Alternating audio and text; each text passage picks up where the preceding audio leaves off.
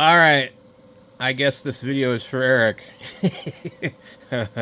Hey, I went to the thrift store today, and the one dude, I asked him, hey, did you end up putting that camera back? He said, yeah. Anyway, it wasn't out there, and then all of a sudden it popped up, and this is how I found it, and it had a different price tag on it. It was cheaper. So the issue with this thing is it is missing the cover for the electric winder, and just a little bit of paint here. I don't think there's anything else wrong with it, but I don't have a lens. So I probably should have bought it that day. Anyway, there's looks like a quality seal right there. I found a couple of different 50mm prime lenses. Looks like there's a scratch on the mirror, possibly. That's kind of a problem. I don't know, let me get in here and look and see. There's definitely a fingerprint on the mirror. Let me go look in here and see. This is one of the things that becomes a problem with some of these, the foam right here.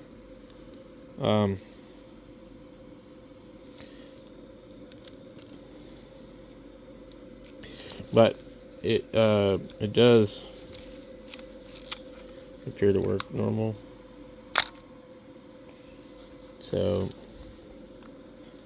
really, you don't need the mirror except to see out of that camera, as I recall, right? So we're looking through the viewfinder. You can kind of see whatever. I don't know how they do it, but I hate these little things that they put in there. So anyway, you can see that thing's there, but I don't know, do you really need to clean the mirror? I don't know, does it matter?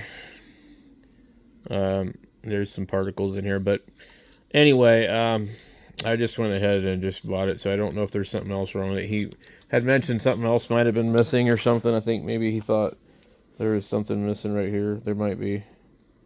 We got auto. It does take some batteries. A stack of LR44s, which aren't too hard to find, but they're not common. So I don't know here about this thing. We got let's see, we have the ASA instead of ISO. I don't know when they changed that. And there's this 1X, 2X, 4X. I don't know. Interesting.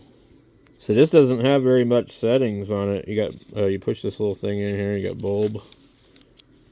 You get 125X, and you got manual, which I'm not sure. You get auto, and then there's buttons right here. So I think that you push these buttons, and then you look inside the viewfinder. So it's kind of an electronic type of deal. I'm not really concerned about the cover being missing on the bottom. I'd like to have it, but I want to get a lens or a cover on this so that it doesn't get crap in it. But I thought, you know, might as well buy it since it was cheaper. It's not actually, in the long run, I think it was $14.49 or $29 with 25% discount. So it was like $9. And then the original price for this, with all the stuff on it, was $29. So, I mean, I got it for like $20 less. Although when it was $29, you still would have only paid 20% off of that, which would be like $6 off of 29 basically. So it'd have been like $23. So I mean, really, you'd have been better off to buy the whole thing. Anyway, it is what it is. I have it now as far as the camera body goes. No lens. We'll add it to the collection. It's a small camera, actually, compared to, like, these other ones. Let's see if I can find this other one. Should be in here. I think I put it back in here.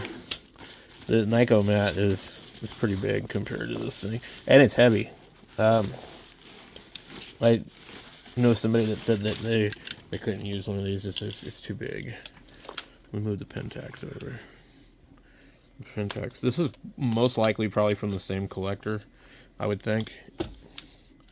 So that's the Nico mat. EL Nico mat. And I don't know what they call these type of lenses. I think they're AI lenses. Automatic index lens. But anyway. The camera here, I don't know. I think that this has more control of what it does. More hookups.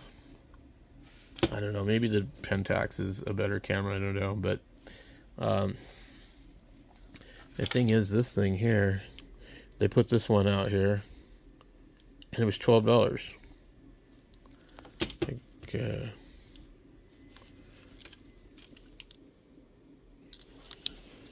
it's got a funny mark on it here. IS. That's not $12. That means something else, but it had a $12 tag on it.